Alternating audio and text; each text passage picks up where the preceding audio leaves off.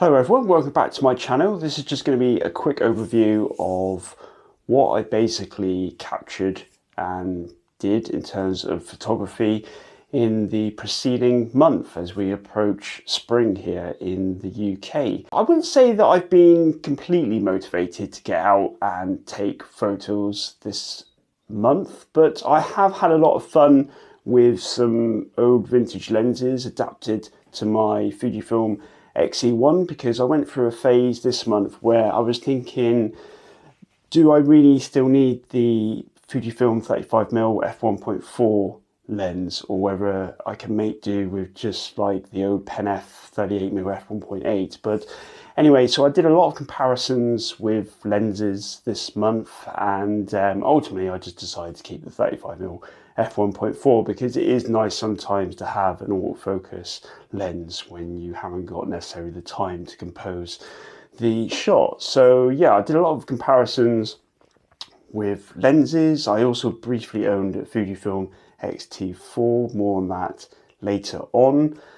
Yeah, I still haven't got a new mainstay camera system at the moment, so mainly this month I've been using my, like I said, my Fujifilm X-E1, also the Canon 5D, and also the Ricoh GR3 as well has got a bit of outside time. So where have I been this month? Mainly I've been around like the local town that I live in, Sherborne here in Dorset. I've been a bit busy at work, so I haven't really had the capacity to go a bit further afield. I'm hoping that will change next month, especially as spring is nearly upon us here in the UK. But beyond that, we did manage to get out for some further afield walks. So we went to some National Trust estates. So we went to like Dinton House and Stourhead in Wiltshire. I did a photo walk around Montacute, and then we also went up and visited Bath as well and did a walk around the surrounding area. So I've got photos from all of those excursions to show you this time around. And then literally yesterday we probably had some of the best conditions that I've seen this year, and I'll show a couple pictures from that as well. So gear changes, you might have noticed I've now got this on the back of my door, which will allow me to put up little mini prints from the Canon selfie that I purchased last month, and I'll talk about that a little bit later on. I did briefly own a Fujifilm X-T4 because I was thinking maybe APS-C was going to be good enough for me for most of my photography, but I literally only had that camera for about a week before realizing that I really don't like the X-Trans sensor. I just find that I just don't like the way that it renders greens. I just find that every photo has some kind of a green bias to it, and where I live there is a lot of green in the environment, so it's not something that I thought that I could easily overcome. Yes, I'm still keeping the X-E1, which is the X-Trans 1 sensor, and I don't find it's quite as bad as the later X-Trans sensor cameras, but I think I'm not going to be getting any more X-Trans sensor cameras. I might get another Fujifilm camera, but it's certainly not going to be one with an X-Trans sensor in it, but more on that later. So other than that, I did just get like an M42 to Fuji X mount adapter so I could adapt my Yashica 50mm f1.7 and my Carl Zeiss 35mm f2.4 onto my Fujifilm X1, just from this exercise of just seeing whether I could see myself getting rid of my last autofocus lens for the Fujifilm. But for now, I'm going to be keeping all of my lenses. The exception is probably that Carl Zeiss 35mm f2.4, but I'm going to hang on for it for a bit longer because it might work better on a future camera that I'm thinking about. So in terms of pictures that I'm happy with this month, I don't think there's anything portfolio worthy, although some definitely did get close. I feel like if there was better light in the scene, it would have made for a more dynamic picture, but I just feel that it's been so flat weather-wise in the UK. You really needed this month a little bit more light to really lift my images. But talking about lights, like this one here that I'll put up now of Dinton House, it's probably one of the few occasions I've been to Dinton it actually be sunny. And this was taken with the Canon 5D, and I quite like that the people walking through the scene, it just adds another dimension, another interest to the scene. And I just, for some reason, I just love this house, and I think the light on it really does help lift this scene. So this is an image I took with the Fujifilm X-T4 actually, when I had it, and I was actually just looking at the juxtaposition of the chimney stacks in my town, and then all of a sudden I heard a bus pull up, and then I saw this woman running to it. So I quickly changed the settings to capture the scene, and I think I did intend to capture her a little bit more sharply in the scene. That she has got a bit of a blur to her, but I almost feel that helps just add a little bit of movement to this scene. It's almost like I'm channeling a Henry Cartier-Bresson moment, where I've almost captured that decisive moment in this particular scene. But anyway, I'm pretty happy with this image. But like I said earlier, if there was a bit more light in this image, I think it would have really helped to lift it. And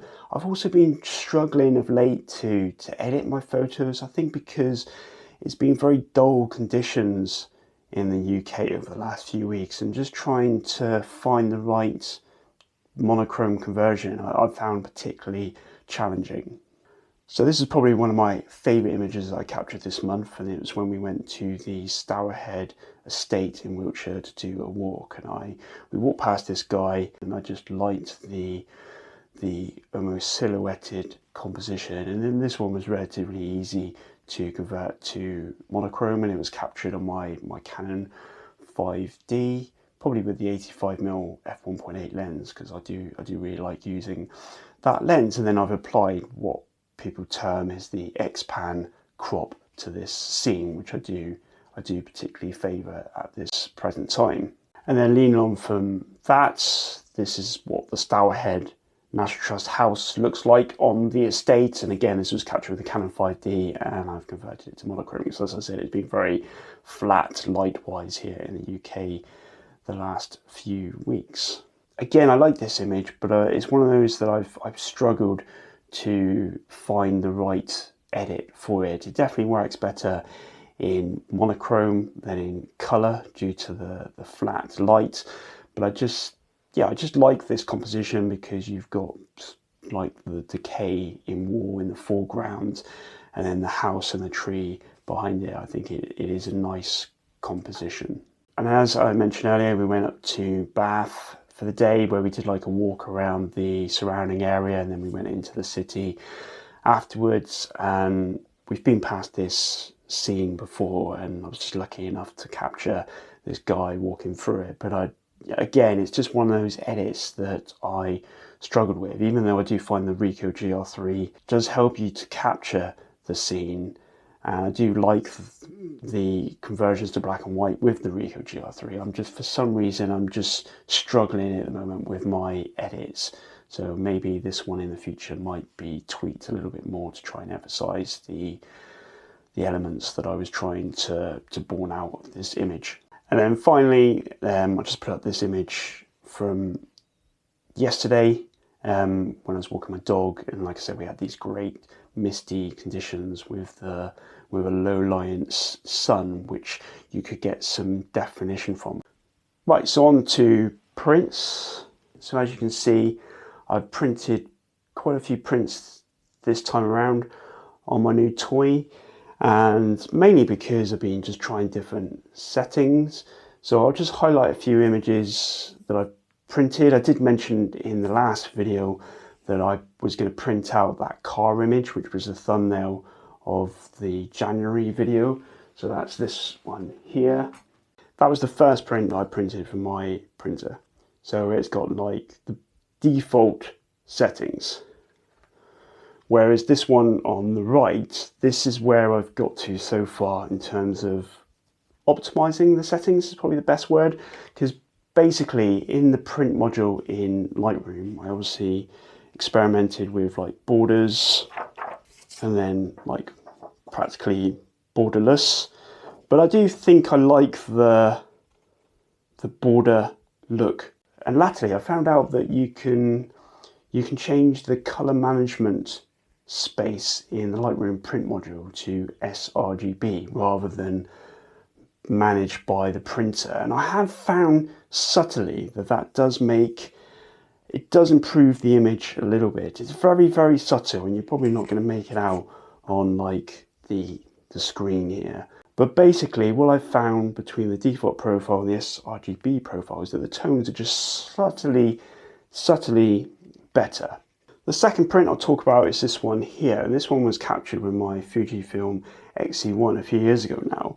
And I've printed a few from my Fujifilm X-E1, and I haven't really been that impressed so far with the color prints. It really seems to struggle to replicate what you see in the digital image. And I've experimented obviously with the default settings and then latterly with the sRGB settings. So that's probably like the original print that I printed, and then this one here earlier today is the sRGB variant.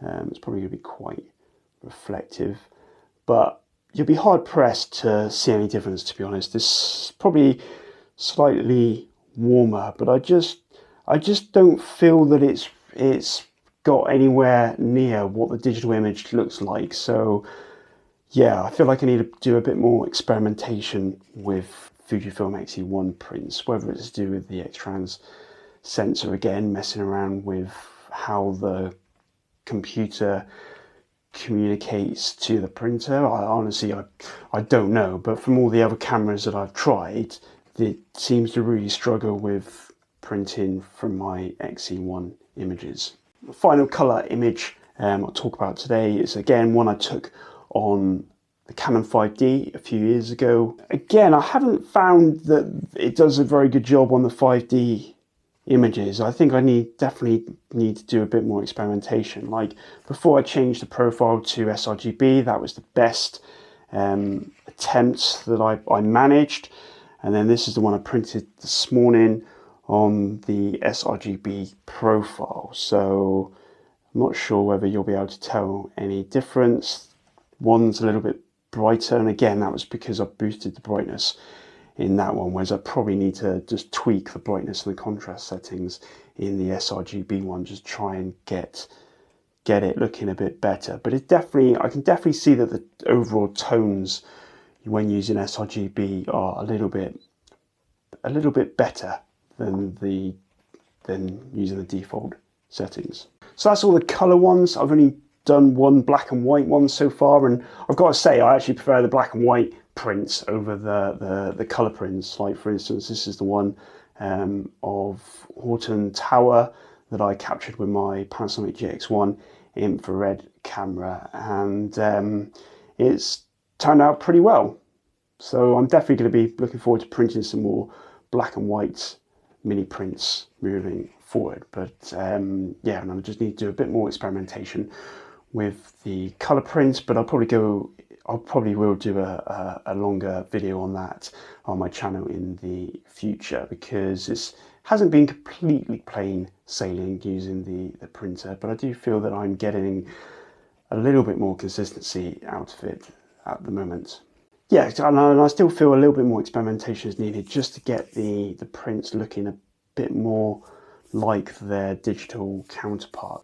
Yeah, so that's basically my prints that I've done this month. So I think that's pretty much what I wanted to capture. Obviously, I briefly owned an X-T4, but now I'm just back to the 5D, the X-E1, the EM1, and the GR3 at the moment. So hopefully next month I'm going to aim to pick up the Olympus or an OM system OM1, because I feel like my adventures in full frame at the moment are coming to an end. I think I'm just going to stick with Micro Four Thirds for my mainstay camera. So obviously I've got some telephoto lens, I've got macro, I've got flash, And I know that the OM1 is going to be good for me for moving subjects like my dog. I'm just going to have to accept that I'm going to have to probably use the AI denoise tool in Lightroom to clean up the high ISO images. And then beyond that camera, I'm actually thinking about getting a Fujifilm GFX 50S, which is a medium format digital camera, and it's quite an old camera now. Like it is coming down a lot in price, which is making me think that it might be worth it, because you can get like then an EF to GFX adapter, so you can use your Canon EF lenses with autofocus on the Fujifilm GFX, as well as adapting like lots of full frame lenses to that system with good results. And yeah, I just feel that maybe rather than getting a full frame camera, which would cost just as much at the moment to be able to do that, I feel like a GFX might give me something that my other cameras don't, as well as giving me that great dynamic range with medium format for like static landscape photography, as well as having the X-Pan crop accessible within that camera, and as well as having more modern focusing aids for using manual focus lenses more easily than say my Canon 5D, which I really struggle with. So anyway, that's all for this month. I'll see you next time.